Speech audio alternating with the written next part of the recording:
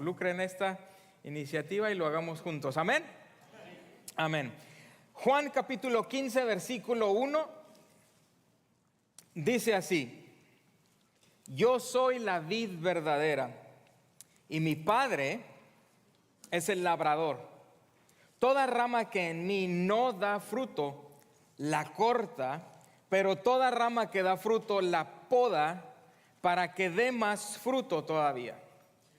Ustedes ya están limpios por la palabra que les he comunicado. Bueno, hoy es el día de las madres y es una de las cosas más hermosas, me imagino, el ser mamá. Gracias a Dios yo fui bendecido y soy bendecido de tener una madre que ama al Señor y que puso en mí el deseo de amarle a Él también como Él nos ha amado. Y las mamás por lo regular se preocupan, tal vez un poco, a veces hasta de más, por aquellos en lo que sus hijos se convertirán algún día. Es decir, siempre hay esa preocupación por el hijo, que el hijo sea exitoso, que el hijo salga adelante o la hija que salga adelante. Una madre no solo quiere que sus hijos sobrevivan, quiere que los hijos prosperen, amén. Quiere que los hijos sean fructíferos, gente buena que prospera y que hace el bien, que se conviertan en personas que hacen una diferencia. De la misma manera, yo creo que nuestro Padre Celestial, nuestro Dios en los cielos, se preocupa profundamente por lo que sus hijos hagan con sus vidas. Yo les he dicho muchas veces que gracias a Dios por enviar a su Hijo, por la muerte de Jesucristo, nosotros somos perdonados. Nos arrepentimos, volteamos a Él y decidimos aceptar el perdón que Él ofrece. Pero Dios en su soberanía y en su sabiduría nunca decidió que el lugar donde nos encuentra es el lugar en donde nos deja. Es decir, Dios Padre también quiere que sus hijos prosperen, que salgan adelante, que sean fructíferos. Toda esta serie de mensajes que hemos estado navegando por las últimas semanas es acerca de convertirnos en discípulos semejantes a Cristo. Hace unas semanas tocamos brevemente el pasaje donde dice: yo soy la vid y ustedes los pámpanos. Apartados de mí, dice Jesús, nada pueden hacer. ¿Sabe? Cualquier seguidor de Cristo, aquel que diga seguir a Cristo, la evidencia más clara, la señal más clara de que es un discípulo semejante a Jesucristo es el fruto. De hecho, Jesús dijo: por su fruto los conoceréis. Es el ser fructífero lo que marca la diferencia entre aquel que dice seguir a Cristo y aquel que realmente sigue a Cristo. Y es que cuando permanecemos conectados a Jesús, dice la palabra que nos volveremos en personas fructíferas. Lo que me encanta de Dios es que nos invita a cambiar, pero no nos deja solos, sino que nos da su espíritu y su presencia para ser cambiados más a su imagen día a día. De hecho, en Juan capítulo 14, Jesús dijo: yo le pediré al Padre y Él les dará otro consolador para que los acompañe algunas veces. Para que los acompañe cuando tengan ganas. Dice: para que los acompañe siempre, el Espíritu de verdad. Dice: el mundo no puede aceptarlo porque no lo ve ni lo conoce, pero ustedes sí lo conocen porque vive con ustedes y estará en ustedes. Dice Jesús: no los voy a dejar huérfanos, yo voy a volver a ustedes. Entonces tenemos la vid y los pámpanos, o la vid y las ramas, y Jesús nos da una imagen muy exacta de cómo se ve aquello que produce fruto. Fíjese, Jesús es la vid y nosotros somos las ramas, los pámpanos. Jesús es la vid y nosotros somos los pámpanos. Pero en Juan capítulo 15 me encanta que se introduce a un personaje más, a Dios el Padre. Dice que el Padre es el labrador, es decir, es aquel que cuida a la planta, es el jardinero que cuida a la planta. El Padre y el Hijo están trabajando de una manera activa, juntos, con un solo propósito. ¿Cuál es el propósito? Que nuestras vidas den fruto. Juan 15:5, yo soy la vid y ustedes son las ramas, y el que permanece en mí, dice, el que permanece en mí como yo en él, el que permanece en mí como yo en él, tal vez dará fruto. Algunas veces dará fruto. Dice, no, el que permanece en mí y yo permanezco en él, dará mucho fruto. Y después Jesús dice, separados de mí, no pueden ustedes hacer nada. Se fija que no es un tal vez, no es un ocasionalmente. Dice, si permaneces en mí y yo permanezco en ti, el fruto, la fructificación es el resultado natural. Es decir, no hay otra opción. Si dices permanecer en Cristo, se debe notar en el fruto que produces. Ahora la pregunta es, ¿qué es el fruto? Hace unas semanas compartíamos este mismo pasaje nosotros con los jóvenes adultos en los miércoles y hablamos del fruto y decíamos, tal vez el fruto puede ser el fruto del Espíritu, ¿verdad? Es amor, gozo, paz, paciencia, benignidad, bondad, fe, mansedumbre, templanza. Contra tales cosas, dice la Escritura, no hay ley. Ok, tal vez permanezco en él, debo producir ese fruto. Pero la indicación, y creo que va de mano a mano, es el fruto que Jesús nos indica, es el fruto de multiplicación, el fruto de hacer discípulos.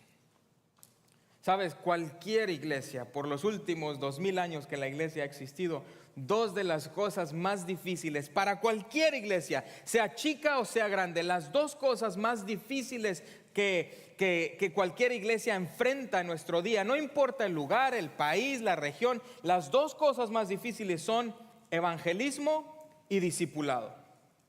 Evangelismo viene siendo alcanzar nuevas almas, ¿verdad? Cuando una iglesia se abre, el objetivo es ganar almas, es invitar gente. Mire, si usted voltea y hay iglesias vacías que deben ser llenas, ¿cómo se ganan? Con evangelismo. Pero después viene el discipulado, porque una vez que llegan, pues hay que aprender de su palabra, hay que ser instruidos en su palabra, hay que crecer en la palabra, y es lo que se llama el discipulado. Ahora, por 2000 años ha habido métodos, tácticas diferentes, principios diferentes, desilusiones, diferentes abusos, pero la Escritura dice que todo aquel que permanece en Cristo y Cristo en él, producirá fruto. Entonces, digo yo, el fruto es hacer discípulos. Ahora le explico por qué creo que esta es el principio indicado, porque el fruto se reproduce. Las uvas contienen semillas que crean más vides, se llama. Entonces, espiritualmente, los discípulos que son fructíferos ayudan a crear más discípulos. Tal vez por eso Jesús con tanta confianza dio esa asignatura, la gran comisión a los discípulos, se acercó a ellos en Mateo 28:18 y les dijo, se me ha dado toda autoridad en el cielo y en la tierra, por tanto, como a mí se me ha dado la autoridad, por lo tanto ustedes vayan y hagan discípulos de todas las naciones, bautizándolos en el nombre del Padre y del Hijo y del Espíritu Santo, enseñándoles a obedecer todo lo que les he mandado a ustedes, y les aseguro que estaré con ustedes siempre hasta el fin del mundo. Pero Jesús enfatizó, se me ha dado a mí autoridad en el cielo y en la tierra, yo tengo la autoridad. Entonces, si tú permaneces en mí y yo en ti, tienes autoridad no por ti, sino por mí en ti, de multiplicarte, de hablar de quién yo soy a los demás. Oiga, pero el evangelismo y el discipulado son complicados, ¿sabe? Porque implica gente. Lo más bonito de una iglesia es la gente. Lo más frustrante de una iglesia es la gente. Lo que más trae gozo cuando viene uno a la iglesia a veces es la gente. Pero también a veces es la misma gente la que puede producir el más profundo dolor. De hecho, mucha gente se ha ido de iglesias porque fueron heridos, lastimados, traicionados, les hablaron mal, alguien abusó, alguien distorsionó el evangelio. Y es que mientras seamos humanos, estamos en peligro de desviarnos. Por eso Jesús no enfatizó tanto el decir cómo le hagan para ser discípulos. Él solo dijo: permanezcan en mí, yo permanezco en ustedes y producirán fruto. Ahora, ¿cómo se evangeliza?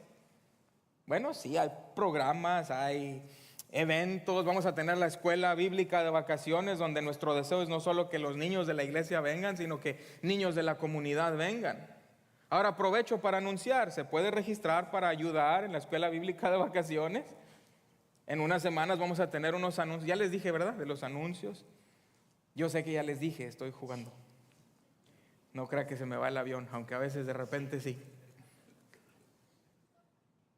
Ahora, aquí es donde cada iglesia tiene su manera de hacer las cosas. Yo, en lo personal, como pastor, no soy muy fanático de demasiadas actividades en la iglesia. Yo creo que la iglesia debe ser la iglesia allá afuera. Es decir, es más fácil ser cristiano en una actividad de la iglesia, ¿verdad? Pero donde se nos llama a hacer luz es en el trabajo, en la escuela, en la oficina, en la tienda, en el freeway. Bueno, ahí no tanto. Evangelismo y discipulado van de la mano a mano, y es, sí, cuando hay alguien que es voluntario en la iglesia, que sirve en la iglesia, que predica en la iglesia, que canta en la iglesia. Claro, es una forma de discipular, de crecer juntos. Alguien que mentoreas, tal vez le hablas a alguien y le dices: vamos a tomar un café y te hablo de lo que Dios ha hecho en mi vida, y te animo y tú me animas. Y es amar a las personas, pero no amarlas con un amor que espera algo a cambio, sino con un amor que las empuja a enamorarse de Dios. El evangelismo es más grande de lo que mucha gente piensa. Muchos piensan que solo es tener más grande edificio, mejor programas, pero el evangelismo, oiga, la mayoría de las personas que han venido a Cristo porque alguien les habló de Cristo. Alguien los invitó a la iglesia, alguien les hizo la llamada telefónica, alguien les dijo: puedo orar por ti. El evangelismo puede verse como bondad, como amistad, como escuchar a alguien, como servir a alguien, como invitar a alguien a la iglesia. Esta mañana mi amigo Abel, que les he hablado varias veces de él vino a compartir con los jóvenes adultos. Él llegó a la iglesia porque vio algo en una página de Instagram de nuestra iglesia allá en Midland hace como 10 años. Y su vida cambió radicalmente, no porque encontró nuestra iglesia, sino porque encontró a Cristo. Compartir tu historia. Él comparte su historia sin reservas. Era un alcohólico, lleva años sin tomar, se volvió a casar, tiene una vida restaurada, un trabajo increíble. Ahora es para darle gloria a Dios. Cada paso intencional que acerca a alguien a Jesús es dar fruto. Pero me pregunto si algunas veces, en lugar de acercar a otros a Jesús, los alejamos. Porque muchas veces la gente se desilusiona porque decimos ser algo, pero como decimos en México, a veces del dicho al hecho. Ahora, hay iniciativas de evangelismo, iniciativas de discipulado, y me gusta a veces el tener algo, una ilustración tangible, ¿verdad? Muchos dicen: debes de encontrar a alguien que no conoce de Dios, invertirle tiempo y buscarle y hablar. Sí, está bien, pero a veces la gente se convierte en un proyecto. Yo no creo que necesitas buscar a alguien que necesite de Dios. Yo creo que ya están ahí. Más bien necesitamos abrir los ojos y hablar y ser quien decimos ser, y el mundo verá quiénes somos. Lo que trato de decir es que todos nosotros tenemos en nuestra vida a alguien a quien podemos animar intencionalmente a acercarse a Cristo, ¿me entiende? no como un proyecto, sino como personas, almas que necesitan un toque de Dios. Entonces el fruto del que Jesús habla, apartados de mí nada podéis hacer, en mí producirán mucho fruto. Ese fruto es sin dudas la multiplicación.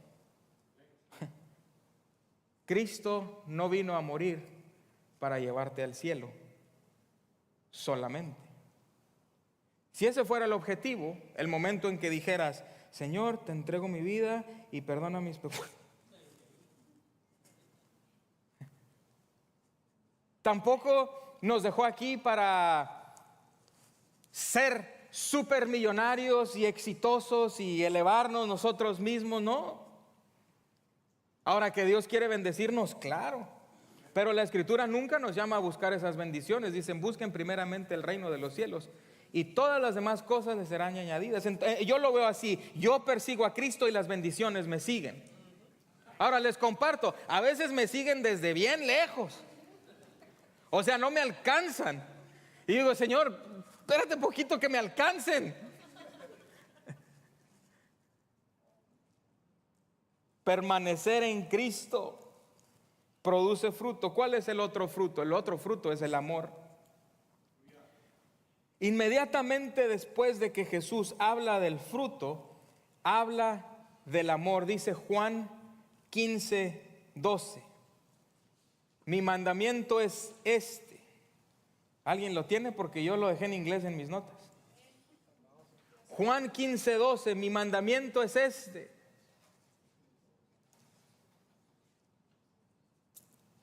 No, aquí lo busco. Juan 15:12. Pues si tengo Biblia en español, oiga, creo que. Léalo, recio. Que os améis unos a otros como yo os he amado. Ay, ¿nos podemos brincar ese versículo? Listo. Está bien cortito. Este es mi mandamiento. Que se amen los unos a los otros cuando les caigan bien.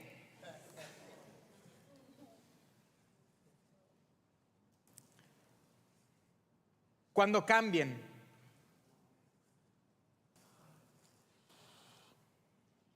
¿Cómo dice otra vez? Como yo los he amado. ¿Sabe, Norma y yo salimos a caminar ahí, hablamos del amor de Dios y yo le decía, es que el amor de Dios es incomprensible. Me ama sin reservas, nos ama sin reservas. Y me llama a amar a los demás de la manera en que Él me amó. Y a veces yo quisiera que Él amara a otros como yo quiero que los ame. Algunos me entienden, otros todavía están procesando. No, pero es que, ¿qué no ves, Dios? Ya toca ahí ¿A poco tú traes paciencia? Y luego digo, bueno, pero después si ama a los otros como yo quiero que los ame, no, me va a tocar a mí.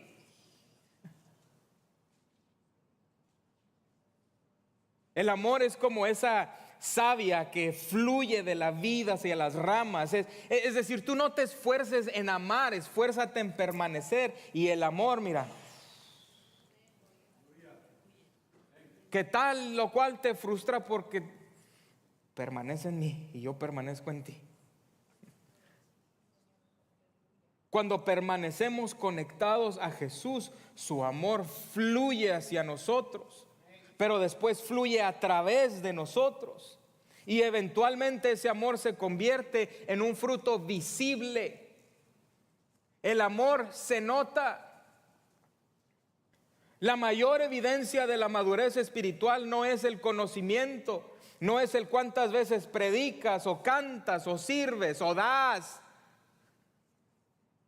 El amor no es el talento, no es el don, no es la actividad. Oiga, como iglesia colectivamente, no es cuántos programas hacemos como comunidades, individualmente cuánto impacto estamos teniendo en la comunidad también. No es obras para que nadie se gloríe, ¿verdad?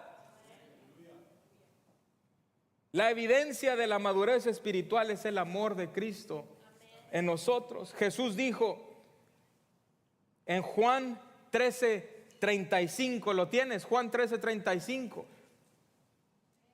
Dice, por esto los conocerán y sabrán que son mis discípulos. 13:35.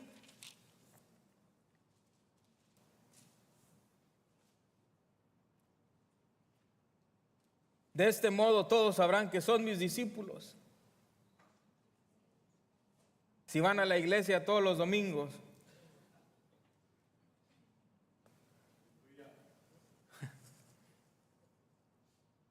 Si predicas, si le seguimos con la lista o mejor la hacemos. Si se aman los unos a los otros. Y ya sabemos cómo hay que amarnos los unos a los otros. El estándar es el amor de Él hacia nosotros. Oiga, es que la fructificación requiere permanecer, porque si yo trato y trato y trato, no voy a poder. Las ramas no pueden producir fruto desconectadas de la vid. Jesús dijo, separados de mí no pueden hacer nada. Y es que vivimos en una cultura obsesionada con la productividad, pero Jesús se enfoca en la conexión. Por eso yo les digo que el hacer actividades como iglesia es bonito, es bueno, es interesante, pero el enfoque debe ser en la conexión con Cristo. Porque podemos estar ocupados todo el tiempo con cosas buenas o espirituales, pero estar espiritualmente vacíos. Puedes estar activo y desconectado con Dios. Puedes predicar todos los domingos y estar desconectado de Dios. Puedes cantar, servir, ofrendar, asistir, amar con dinero, con buenas obras y estar desconectado de Dios. La meta no es esforzarse más. La meta es permanecer más profundo, conectado con Cristo. Oye, porque con actividad puedes esconder tu profundidad. ¿Sí me entiendes? Creo que Jesús por eso maldijo aquella higuera que estaba sin fruto. ¿Recuerdan la historia? Va pasando, ve una higuera frondosa, pero no tiene fruto y la maldice y se seca. Porque por fuera puede parecer que estamos en Cristo y puede ser mucha actividad, pero no hay fruto. Pero si permaneces en Cristo no puedes limitar el fruto. Es decir, puede parecer que hay fruto sin permanecer, pero si permaneces, no puedes detener el fruto. El fruto sano crece de una manera natural, porque hay una conexión sana. Ahora, para poder dar fruto, ¿alguien aquí que le guste la jardinería? A mí no, pero 2, 3 sí. ¿Eh? ¿Qué hay que hacer? Hay que quitarle lo que está estorbando el crecimiento para que crezca más. El Padre poda lo que impide que haya fruto. Jesús dice que el Padre viene y poda las ramas para que den más fruto. Ahora, la poda no es un castigo. A veces creo que le damos demasiado crédito al enemigo. A veces queremos hacer algo bueno y se batalla o no se puede y es que el enemigo me quiere detener. No, a veces no es el enemigo. A veces es Dios mismo podando cosas en ti, en tu personalidad, en tu carácter, formándote a su imagen. Oiga, el enemigo sí anda como león rugiente, sí es una realidad, pero si usted está en Cristo y ve oposición, por lo regular, yo creo que la mayor de las veces es Dios formándonos. Es Dios podando. La poda no es castigo, la poda es preparación. Y a veces cuando Dios quita y elimina esas cosas hay crecimiento. A mí me gusta decir que en el reino menos es más. A veces Dios quita cosas de nuestras vidas no porque estén drenando cosas buenas, sino porque están drenando la vida espiritual de lo que más importa. Mucha actividad, pero sin fruto. Ahora, a veces las cosas que Dios poda de nuestras vidas no siempre son cosas pecaminosas. A veces son solo distracciones. A veces son cosas buenas, a veces son cosas cómodas, a veces son cosas que consumen mucho tiempo. Y Dios viene y pregunta: oye, ¿tanta actividad está produciendo fruto eterno?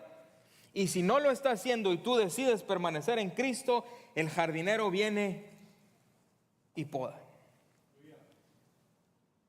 ¿Está produciendo fruto eterno? Es una pregunta difícil porque la mayoría de nosotros evaluamos la vida por lo que es más fácil, por lo que es más placentero, por lo que es más conveniente. Oiga, a mí me gusta la comodidad. ¿A quién no le gusta estar cómodo? Pero el Padre pregunta si le trae gloria a Dios, si está produciendo un fruto duradero.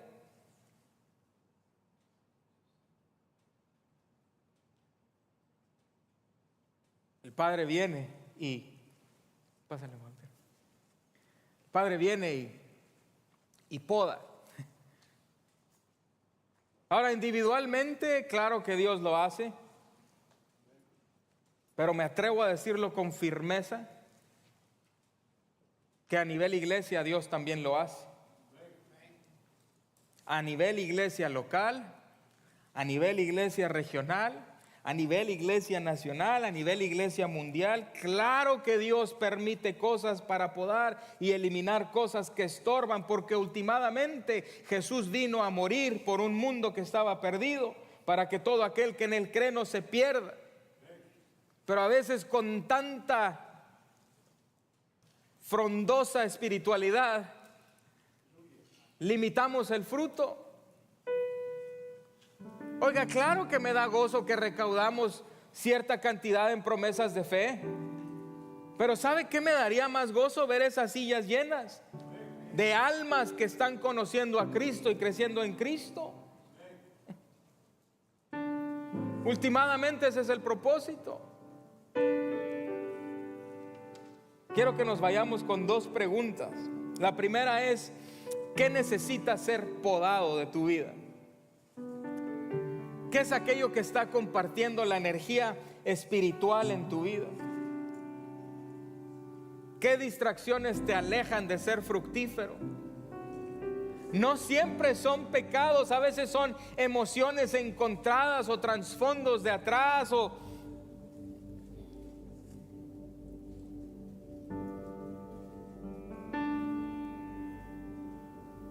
¿qué hábitos, prioridades o actividades deben ser entregados a Dios? ¿Qué necesita ser podado? Yo le pido sabiduría a Dios. Como pastor de ustedes, de la iglesia, sería demasiado orgullo el decir: no, hombre, estamos bien, no necesitamos que podes nada, Dios. Como iglesia,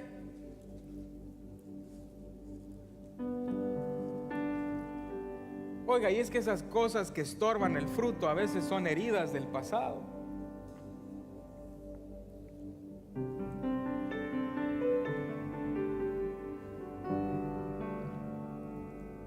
Con firmeza le digo que lo que Dios poda siempre crece, siempre y cuando estemos permaneciendo en Cristo. Y la segunda pregunta es, aparte de qué necesita ser podado, es: ¿cómo puedo permanecer más conectado a la vid? Individualmente, ¿cómo es tu conexión con Jesús? Tu vida de oración, tu vida de devoción a las Escrituras, tu vida de obediencia, tu vida de adoración, de comunidad. Oiga, yo por eso le doy prioridad a la adoración y a la palabra, porque por su palabra Todas las cosas se sostienen y una palabra de esperanza puede cambiar la vida de alguien. ¿Cómo está tu dependencia diaria? Diaria en Cristo. Porque no puedes permanecer conectado semanalmente y esperar dar fruto diariamente. Permanecer es permanecer a diario. Ponte de pie conmigo al terminar este servicio.